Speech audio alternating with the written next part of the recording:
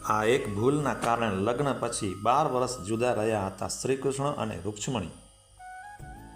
તમે પણ સાંભળવામાં જરૂર આશ્ચર્ય થશે, પણ ભગવાન કૃષ્ણ અને માતા રૂક્ષ્મણીની એક નાની ભૂલના કારણે 12 વર્ષ જુદા રહ્યા હતા. આ એ જ કારણ ગુજરાતના દ્વારકાધીશ મંદિરથી આશરે 12 કિમીની દૂરી પર રૂક્ષ્મણી દેવીનું મંદિર છે. આ મંદિર 12મી શતાબ્દીમાં બનાવ્યું હતું. આવો જાણીએ આખરે શા માટે કૃષ્ણ અને રૂક્ષ્મણીજી 12 વર્ષ જુદા રહેવાનું પડ્યું હતું.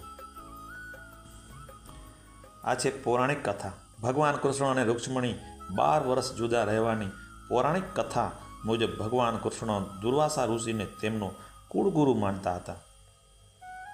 લગ્ન પછી કૃષ્ણજી અને દેવી રૂક્ષ્મણી તેમના મહેલમાં આશીર્વાદ આપવા અને ભોજન કરવા માટે દુર્વાસા ઋષિને આમંત્રણ આપવા ગયા હતા.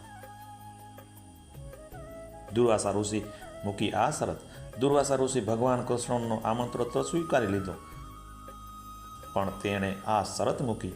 દુર્વાસા ઋષિએ કહ્યું કે તમે યુગલ જે રથમાં આવ્યા છો, હું તે રથથી નહીં જઈશ. મારા માટે જુદો રથની વ્યવસ્થા કરવી પડશે.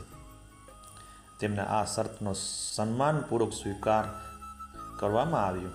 આ રીતે બેસ્યા દુર્વાસા ઋષિ. એક જ રથ હોવાના કારણે ભગવાન કૃષ્ણએ રથના બંને ઘોડા કાઢી દીધા અને તેની જગ્યાએ કૃષ્ણ અને રૂક્ષ્મણી બંને દુર્વાસા ઋષિને બેસાડી રથ ખેંચ્યો.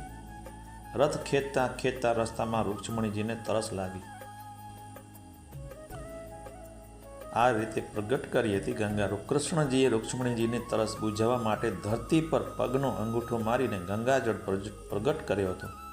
ગંગાના જળથી રૂક્ષ્મણીજીએ અને કૃષ્ણ તરસ બુઝાવી લીધી, પણ ઋષિને જળ માટે નહીં પૂછ્યું. દંપતીના આ રીતના વ્યવહારથી ઋષિને ગુસ્સો આવ્યો. જુદા થવાનો શ્રાપ આપી દીધો. પછી ઋષિએ ગુસ્સામાં દુર્વાસા ઋષિએ ભગવાન કૃષ્ણ અને દેવી રૂક્ષ્મણીને 12 વર્ષ જુદા રહેવાનો શ્રાપ આપ્યો.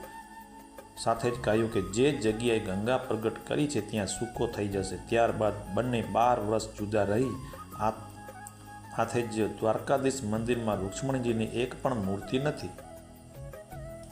તેથી કરાય છે કે દાન જ્યાં રૂક્ષ્મણીજી રહી ત્યાં તે 12 વર્ષ ભગવાન વિષ્ણુની કડી તપસ્યા કરી હતી. તપસ્યાથી પ્રસન્ન થઈ વિષ્ણુ ભગવાને રૂક્ષ્મણીજીને શ્રાપ મુક્ત કર્યો હતો. દુર્વાસા ઋષિના શ્રાપના કારણે અહીં પાણીનું દાન કરાય છે.